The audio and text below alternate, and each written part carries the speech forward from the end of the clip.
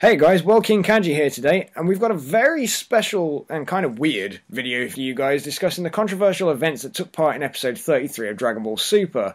So, we saw Frost beat Goku, and we're going to get into how that happened. But to help me speculate, I'm here with the amazing analysis artist Dimzy's Domain for this video. How you doing, man? I'm fine, and it's great to be here, World King Kanji, on your planet. You're on my planet where the gravity is just right. I've heard from a lot of perfect people. to train. Yeah, it's just right. Like your cake isn't getting destroyed in your microwave. Who puts cake in a microwave? Who the hell does that, man? You bake a cake in an oven. Yeah, my planet, this is what you do, you see. Everything's a bit backwards. I'm sorry. Yeah, it's culture shock, man. But yeah, man, that's awesome. But thank you for joining me. It's great having you here. Guys, just before we get into this, please go around and check out Dimzy's channel. The link's going to be in the description. He's got some amazing content on there from stuff around Dragon Ball and including Dragon Ball. And his reviews are just so fast, but they're on point as well. So you can get some pretty trustworthy information from him. So please do go and check that out. But anyway, man, I mean, let's talk about how Frost beat Goku. So, we're very aware, and these are the only cold, hard facts that we know so far, that Goku was dominating Frost to the point where he got all of their transformations out of the way, and he was sat there in his final form. Goku was in his Super Saiyan form, and they were just about to get into a bit of hand-to-hand combat, and then all of a sudden, Goku gets a bit woozy, his eyes kind of drop, he starts looking like he's been sedated or something with a horse tranquilizer, and the dude just kind of wanders towards the side of the ring, and then Frost, out of nowhere, just kicks his ass, and he just falls out of the ring. No one really saw that coming, I don't think. Nobody really... It also surpassed the manga, remember? I honestly thought, and I know you thought, that it's going to have a cliffhanger or ending that's similar to the end of Chapter 9, but yes. it overran it, and... That was interesting, and yeah, no one saw that coming at all. But yeah, so, alright, so we've seen some pretty interesting theories as to what happened at the end of this. Now, before we get into our own personal theories, let's kind of scour the internet a little bit and see. I mean, have you seen any favourite theories that you want to just kind of debunk straight away? Well, my favourite one personally is that Goku lost on purpose and he threw the fight. Now, we have to remember the Earth is at stake here, so there is kind of that sense of urgency. Although there hasn't been urgency or tension that has been built up adequately to show that, and also I don't think Goku really cares that much. However, we know he was serious. If you saw the fight, Goku was pummeling, battering, annihilating Frost in terms of no mercy. This was a guy who said, hey, I'm doing it for the kids. I'm a hero in my universe. So he's not fighting a villain. So he's showing no mercy at all. And when he became Super Saiyan, on top of his base form, which as strong as it is, he was being serious. And at that point, he was completely dominating Frost's final form, fourth form, whatever you may call it. And I think at that point, he was getting ready to eliminate him. So Goku did not lose on purpose. Now, people are saying that he lost on purpose to fight Hit. That's if Goku is allowed to re-enter in Majin Buu's place. Well, not only that, but he would have most likely to do that throwing the fight against Potamo.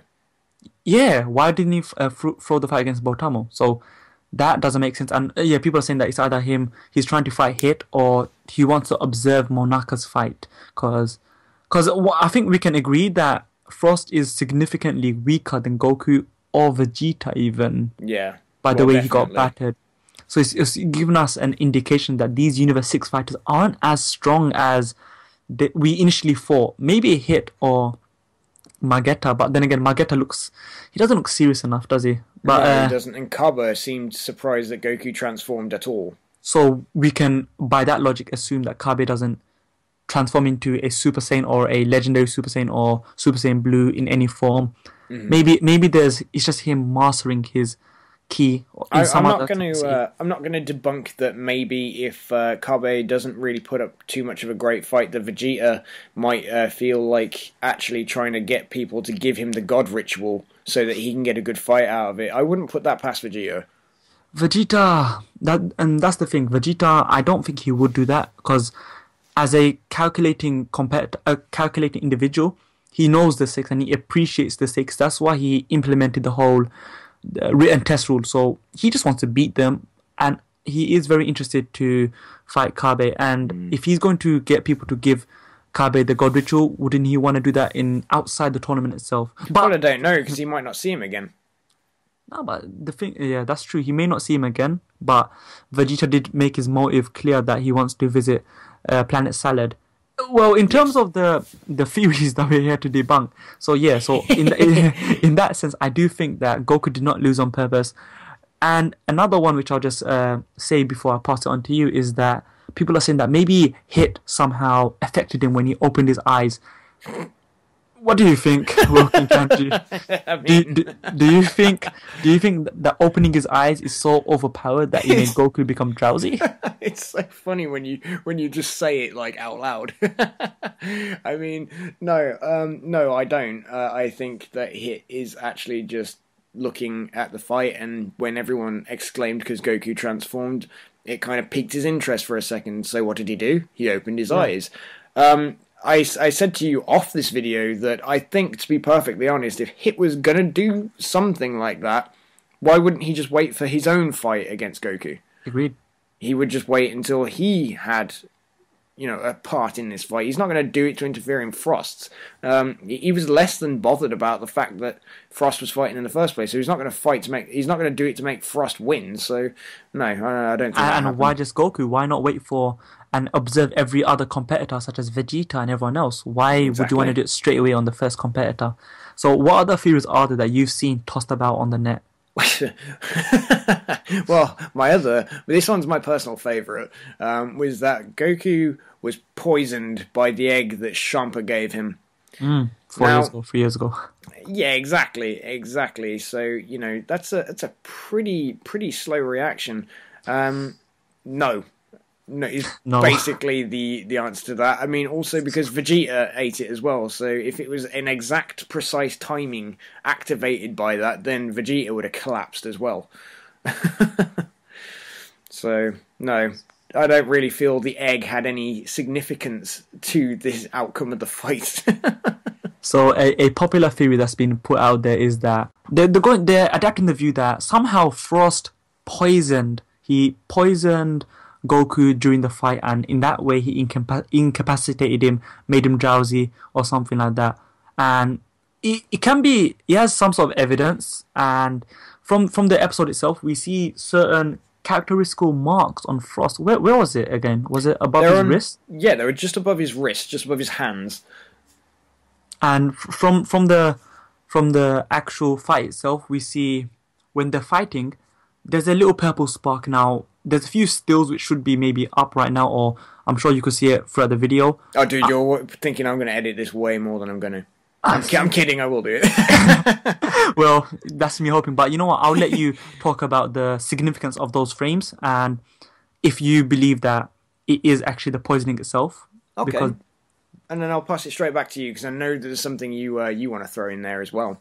Yeah, So basically, when it comes down to this, the frames that are circling the internet at the moment, due to the fact that they have been showed at this particular moment, anybody who understands about the way the animation industry has been working as far as Super has been going, I'm going to be putting up some videos about how the animation industry has been working throughout all of Dragon Ball Z as well as in Dragon Ball Super. But the thing that I want to mention at the moment is basically they get keyframe animators to animate important still frames, and then they pay the frame-by-frame animators, so the ones that kind of come in just to do the little bits that will only be on the screen for like a millisecond, they pay them less to do that. And what's interesting about this is that they have animated the still that we're on about with the closed fist and the open palm, and it looks like there's a bit of a spark going on to kind of symbolises something. They have put a lot of extra artwork and detail into that frame, and it looks like it would have been the animation supervisor of that particular episode that has done this still, which means they're trying to draw attention to it. And if you look at the other frames that have been done around that time, they are just in general frames with a bit of poor animation. Because of this, I feel like they're intending on using either this frame again for reference when they reveal what happened, or whether it's something in there to make you notice yourself. As to what, I'll hand that over to you. And But yeah, I'll just jump on the fact that if we don't notice ourselves, they try to make it ever more clear by having Jacko say, because remember, he's been established to be the guy that has very good eyesight and notices a lot of stuff. We yes, see instantly after that blow, that punch, Jacko, it pans to Jacko and Jacko that he notices something. So that has some sort of significance in that sense. Now, Frost has been touted to be a hero. He's the equivalent of Mr. Satan of Universe 6 because he's won the Peace Prize, the Nobel Peace Prize, pretty much of Universe 6, and everyone loves him, and he's been saving everyone. everyone he loves saving kids, and he's doing it for the kids, and he's participating to get Shampa's assistance to help him spread peace amongst the universe. So he's a full-on hero. Therefore, he has everything to fight for.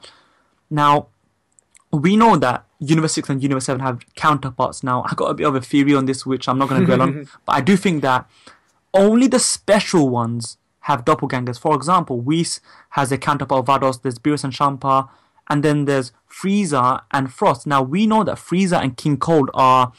Toriyama did say in an interview that they're anomalies or mutants amongst their race, and this could maybe suggest, once again, that only the special ones have counterparts, and that's why Goku and Vegeta do not have counterparts, because they transcended the limits through training. But if you're going to put everything in black and white, they're just normal Saiyans. That's right. Now, yeah. Whereas Frieza and that makes you wonder: does King Cole have a counterpart? Well, he should.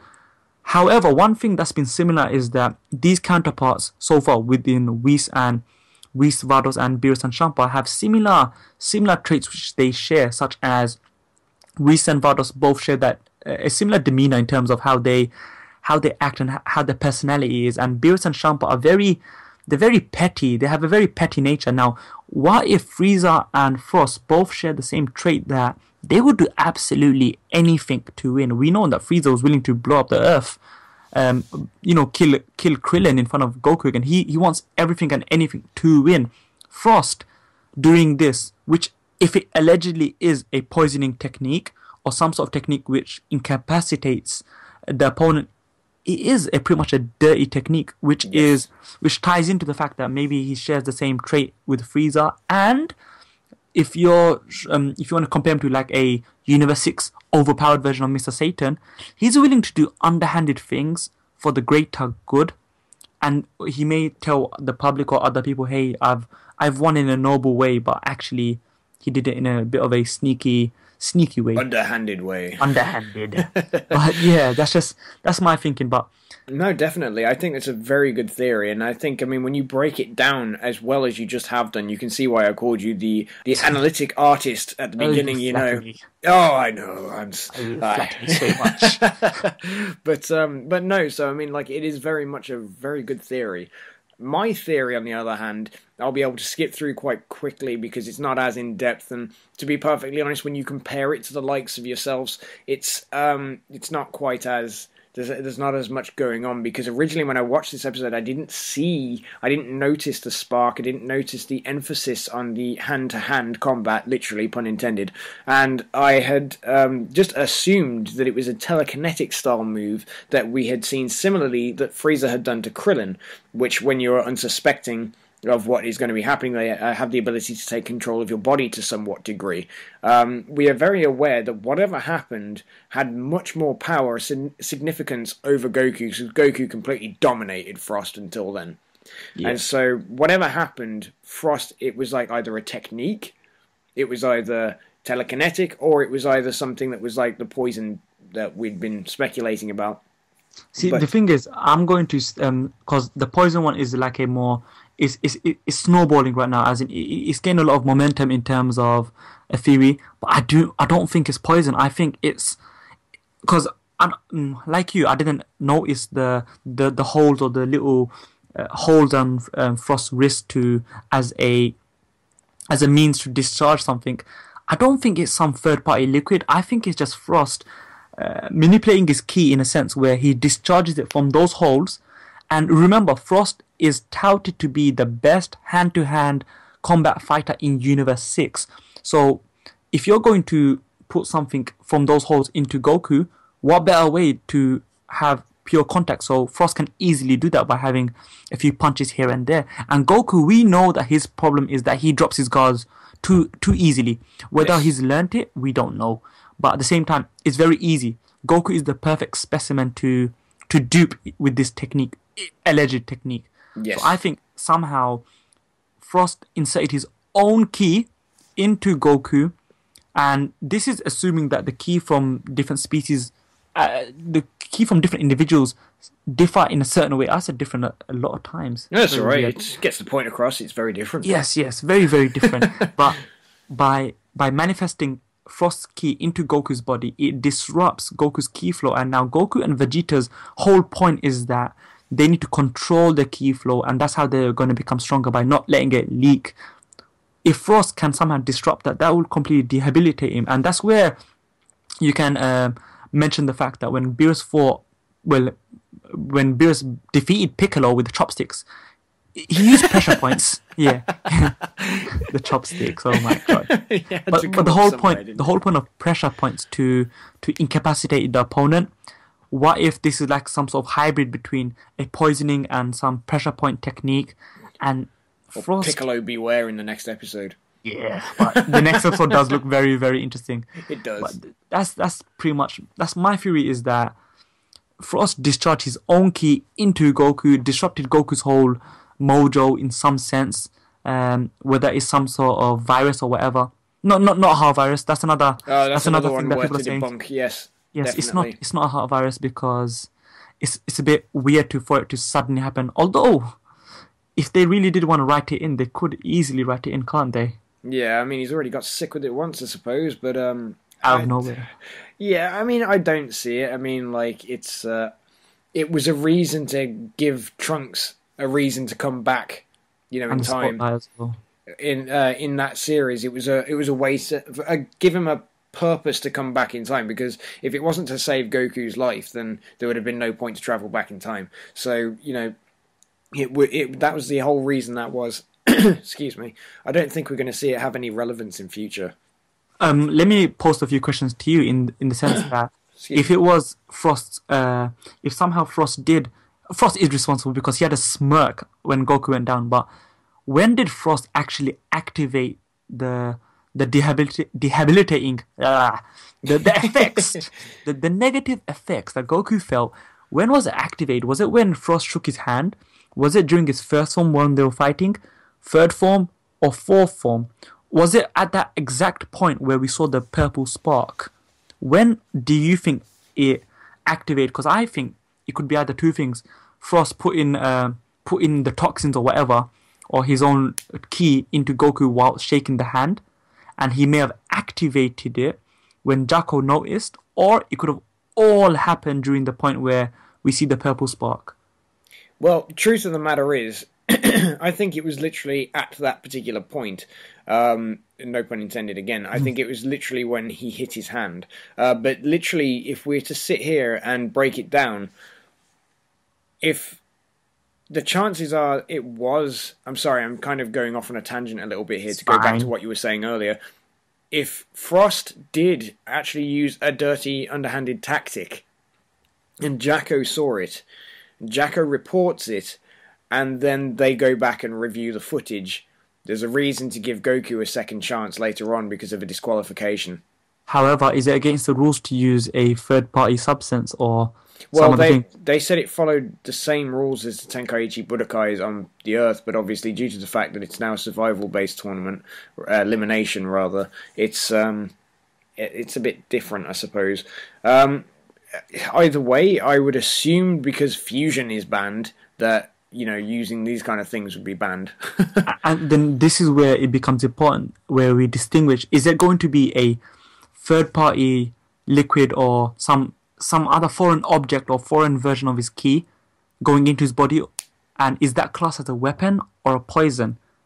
And I think if it's classed as a weapon, is it classed as a weapon or poison or a technique? If it's a technique, you can't. No, if it's a technique, it should be completely allowed. Whereas if it's some sort of a weapon or something else, that could be grounds for him to come back. Yeah, and I completely agree with you on that. Yeah, because I mean, I hate to say it, but I only thought of that whilst we were talking just then. Yeah, So it's I was kind amazing. yeah. So it was just one of those things that I just kind of thought, yeah, that's Yeah, maybe. probably right then. Well, there you go. Maybe we did actually just answer the entire question in this video, but. Thank you very much for joining me, Dimzy. I've really enjoyed having you on the show, and I I hope to really see did you come enjoy it. back. I mean, you know, if it's not just making silly jokes about cake in microwaves, because I've suddenly remembered that you can actually do microwavable cakes in cups. Yeah, but we want proper cakes. We want it to be baked nicely and have some quality to it. So we want to use an oven, yeah. Yeah, you do want to use an oven, but just don't tell anybody on the planet this. It might give you a few funny looks. But thank you ever so much for coming on the show, Dimzy. Coming on the show. Coming on the. You know what? Joining me. Coming on the Yeah. show. Good Lord.